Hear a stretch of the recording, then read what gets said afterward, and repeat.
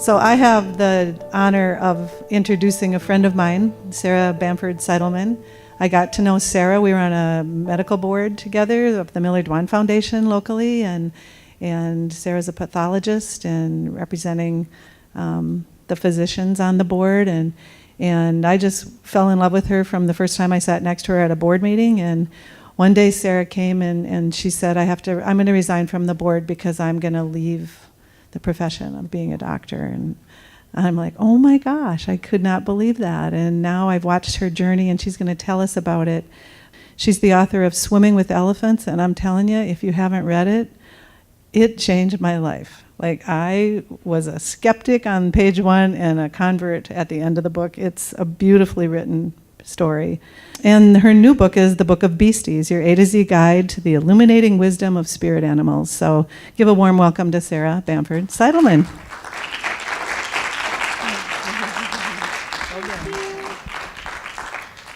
Thank you so much. Well, I'm so honored to be here. Thank you. And I'm just so excited about this. Just a place to dream, which really thrills me. So what I believe is that each one of us in this room holds one of the keys to resolving our healthcare crisis. And I believe that it's by saying yes to a question. The question is this, that there's a question that Zimbabwean educator Tererai Trent likes to ask. And this question is this: what breaks your heart? I believe that if each one of us can just decide to go after repairing that thing that breaks your heart, we will change this system. And I am going to just give you today the short sort of Cliff Notes version of my journey, and I hope that you'll see that by saying yes to what breaks your heart, you will certainly go on a wild ride that will be unpredictable, but it will also be extremely blessed. And as Joseph Campbell likes to say, doors will open where doors did not exist for anybody else but you. So I entered medical school just as my father did, and my grandfather and my great-grandfather. And it wasn't until third year of medical school when we began to take care of patients directly that I encountered any challenges. And the first patient, as you can see I've represented here, is I was on the ward and encountered this patient who was in her early 30s, recently divorced, 3 young children, and she was there for a bone marrow transplant. It was a research protocol to treat her for metastatic breast cancer. And it was our job every day to go and see her. My supervising resident and I would go and round on her and explain to her that her platelets, the part of our blood that clots and keeps us from bleeding to death on a daily basis, hers were not recovering as we hoped that they would. And so we would go up to her bedside, and I remember just every day just, letting her know, that her platelets were dangerously low, and though we had given her platelets the day before, they were not improving. And I remember thinking, we are missing something huge here. Like, there's just some terrible thing we're not doing, and we're supposed to be doing this thing, and I don't know what it is. And it really just haunted me on my drives home from work. And a few days later, my resident and I were racing up the stairs to go see a new patient consult, and his pager went off. And it was the ward calling us to tell us that this patient of ours had bled to death that morning. And I remember we sat down in the stairwell, and for a moment, we just both cried. And it was just kind of, I look back and realized that was a wonderful moment, because there were so many times in the future in all my other rotations at other hospitals and clinics where we would never stop for anything, and we never talked about the sad things, the traumatic things, the difficult things that we witnessed. And so a few months later, I found myself on yet a new rotation, and this time it was in the Department of Pathology in a large, busy city hospital. And there I encountered a bunch of doctors who were much like pirates. They were very salty, they were very brilliant, they were very funny. And I thought to myself, okay, this is a place maybe I could work here. And really, pathologists, for those of you who don't know, pathologists' sort of job is basically to hunt for disease. So that would be my future job if I said yes to this, was to be a disease hunter. And I thought, well, this is something really tangible that I can get my arms around. So I'm going to choose this. And so that's what I went into, pathology. And for 20 years, I absolutely loved it and delighted in it. And it was fascinating and amazing. And yes, I did swear quite a bit when I needed to. And during this time, my husband and I, he's also a physician, grew our family. And it wasn't until about the fourth kid arriving that things really started to unravel for me at work. And yeah, it was partly due to the fact that we had 4 kids and we were both working like crazy, but I'm sure working parents can relate. But what started to happen to me is I became somehow, unbeknownst to me, or not something I wanted to happen, but I became less fascinated with hunting for disease, and I started being more fascinated about what makes people well, what creates health. And this would reach a fever pitch every week when I would be in breast cancer conference. We would present all the newly diagnosed cases of breast cancer each week. And as we would go through the patients, often a social worker or a nurse would raise their hand and say, you know, this patient has an extremely abusive spouse and is unwilling to consider having any kind of intervention, but she's living basically in fear for her life every day. Or another week would go by and a social worker would raise her hand. You know, this patient is living in total isolation. She's lost her partner. She lives in a rural place where she has no transportation and nobody to take her to chemotherapy. And then I remember one week, a doctor, after one of these kinds of comments had bubbled up, a doctor raised her hand and said, you know, these things are really important, but we don't have time to cover them in this conference because we have 14 patients to get through to make their care plans. And I was like, of course, you know, and that was true.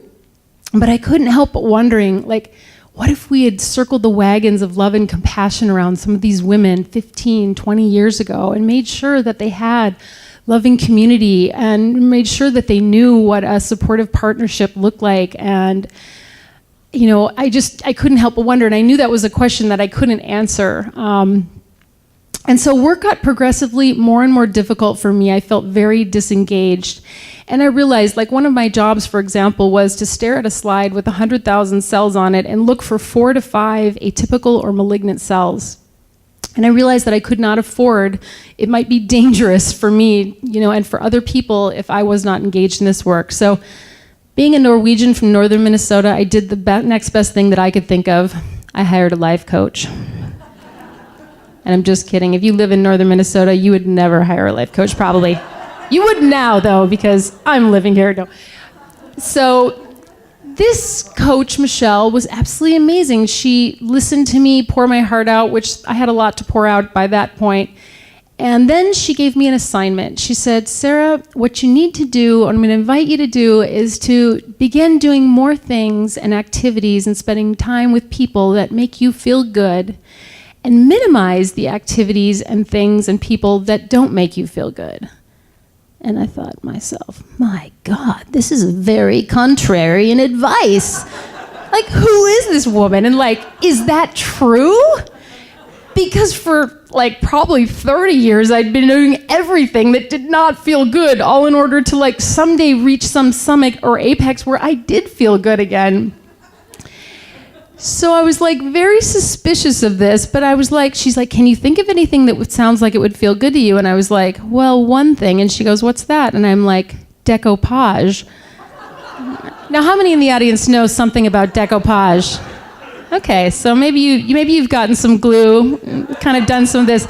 So it's this old-timey kind of vintage crafty thing where you glue images onto like wooden objects, or behind glass is even more exciting because it looks really cool. And for some reason, so I set up a laboratory in my basement, as you can see behind me here, and I began to glue images on the glass. And the weird thing was, and anything really, anything I could get my hands on, and the weird thing was, the only thing I really was interested in gluing were animals. So images of animals. First, it started out domesticated things like chickens and horses, but quickly I grew tired of that. And then I was like wild animals. It was all like leopards and walruses and whales. And as you can see, one of my little trays up there, you know, giraffes and elephants too. And this was all very exciting and very fun, but I was like, how the heck is this gonna help me with my problem at work, like where I don't wanna be there?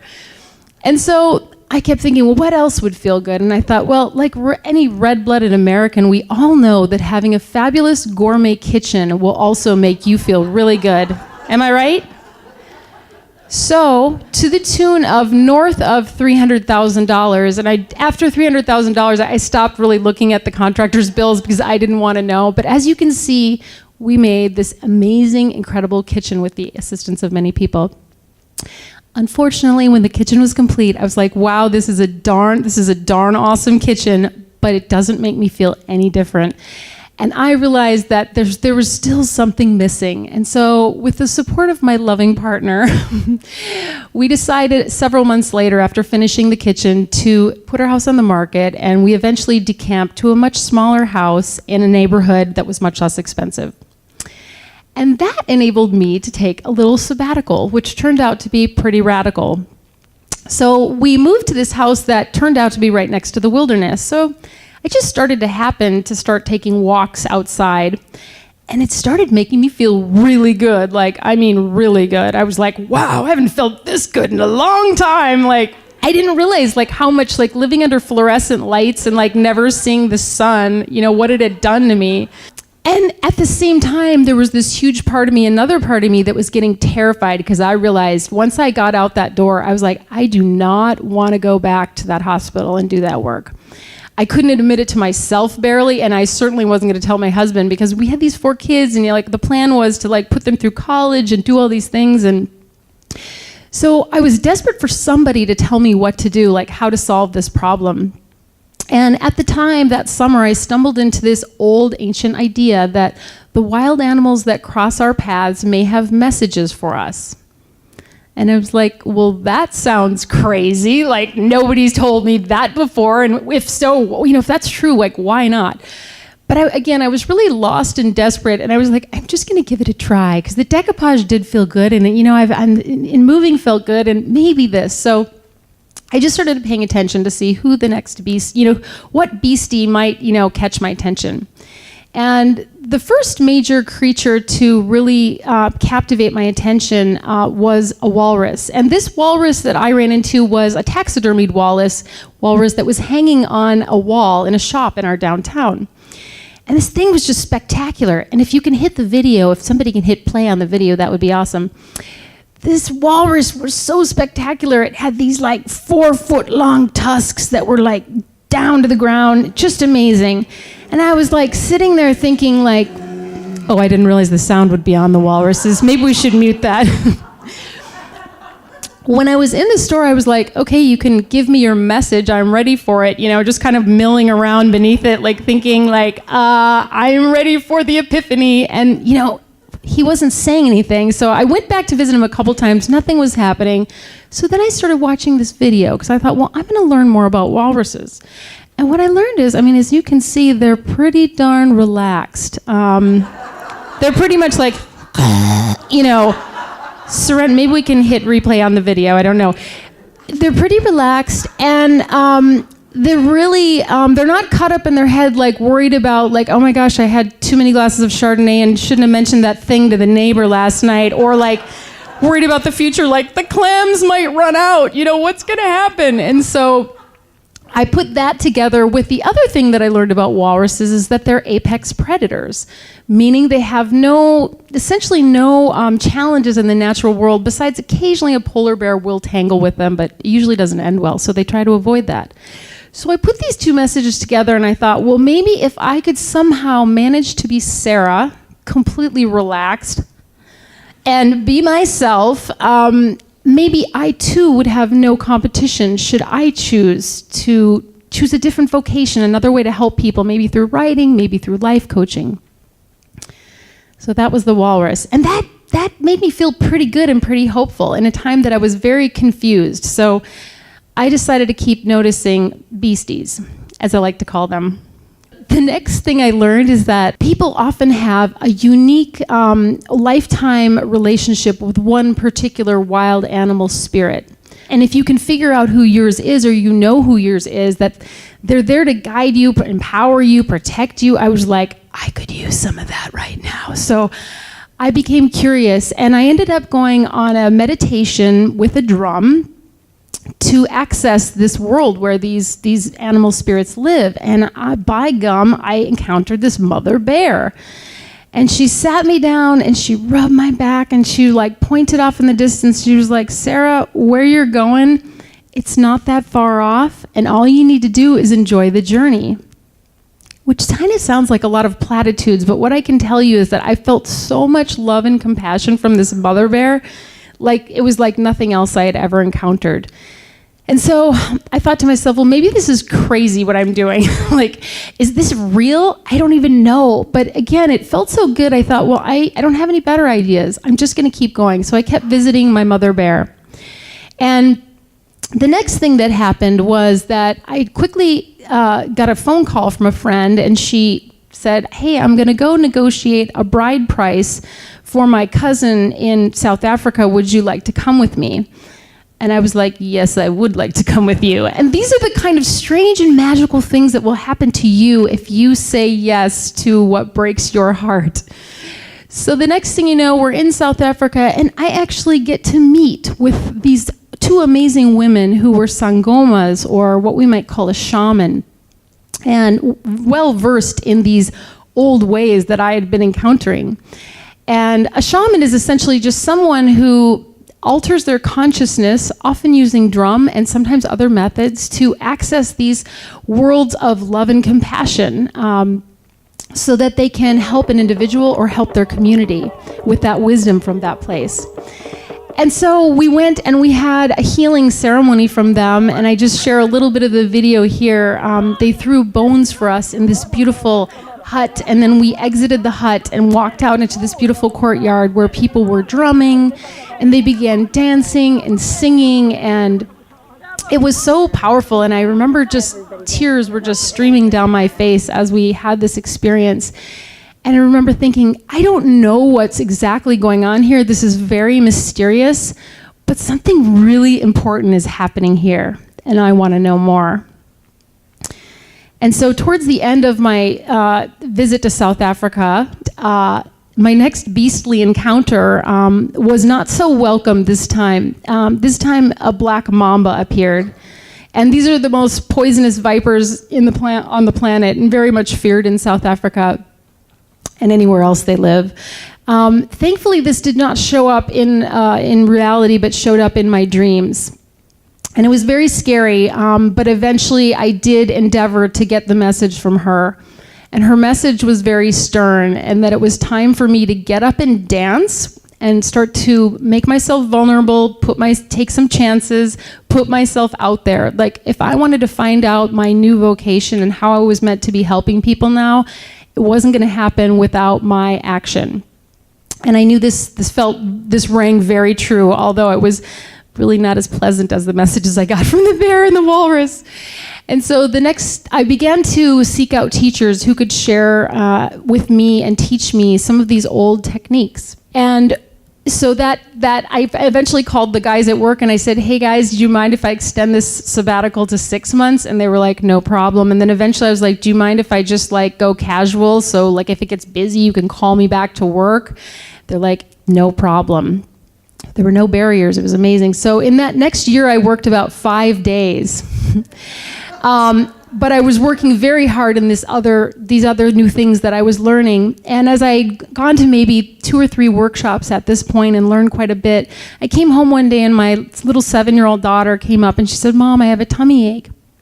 And I was like, oh, well, I've been learning these healing techniques. Would you like a healing, like a little healing from me? And she said, yeah, sure. And so we went and I gave her a little tray with some natural materials, some grasses, some berries, some twigs and things like that, and asked her to make a collage of what her stomach ache felt like. And she made a collage, and it was sort of this big tangled mass of stuff.